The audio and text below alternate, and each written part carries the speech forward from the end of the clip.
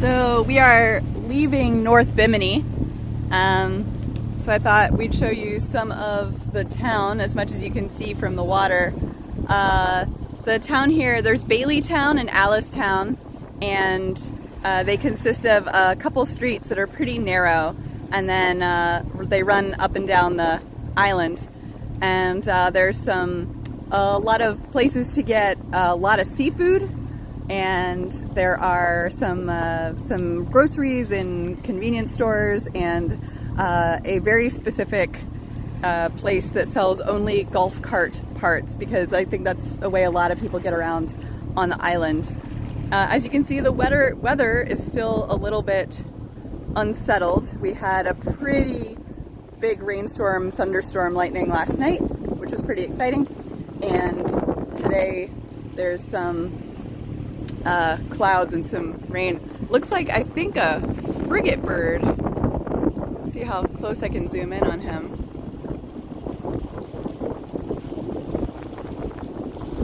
It's hard to get a good picture, but hopefully, there we go. We will see some more wildlife in a little bit. But yeah, it's exciting to be heading out finally.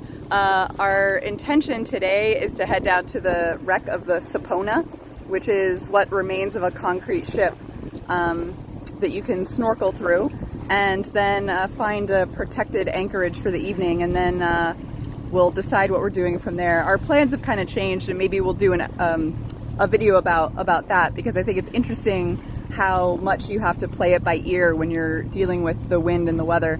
But you can see right here the difference in the water, the depth. A lot of the navigation around here works by just visual navigation. You're just looking at how deep the water is, and you tell that by the color, because the sands shift around a lot, so you can't really rely on markers and charts as much as you would another area of the world, because things change. That said, there are a couple channel markers here. You can see the red buoy there on the left, and there's a green buoy kind of right in front of us, and you stay between those to stay where they have actually maintained a dredged channel. Alright, and then let me zoom in a little bit on the town here.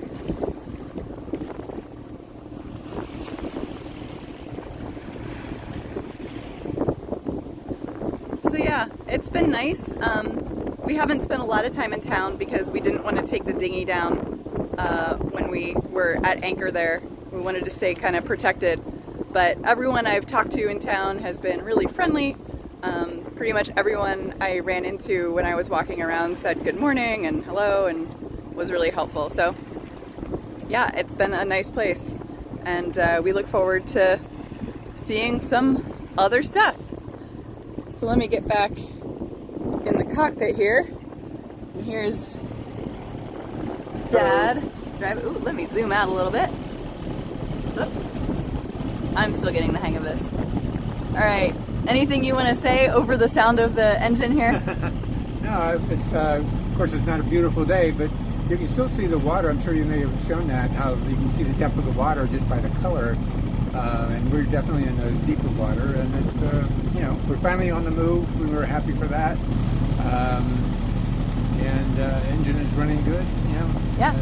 I told him that I think we might want to sit down and do an explainer about kind of how we're making decisions about where to go and what to do. Sure. That we don't want to. I don't want to get into now with the engine and everything, but yeah. But yeah, so right now, where we flip the coin and yeah. But yeah, I think we're both really grateful to be moving. Yeah. Because I think neither of us like sitting still for very long, but sometimes you have to, given the vagaries of wind and weather. Yeah, patience is a virtue when you're sailing, and it's not one that I've highly developed, to be honest. So, but it is the safe thing to do. Sometimes the best thing to do is to wait.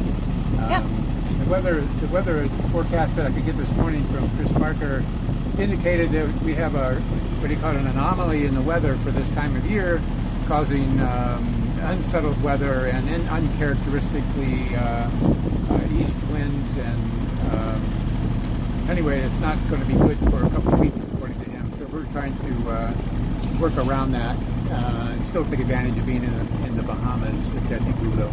Yeah, and I think later maybe we'll show you on the chart why an east wind is problematic. It might not be obvious, but that will definitely affect what we can do and where we can go and how.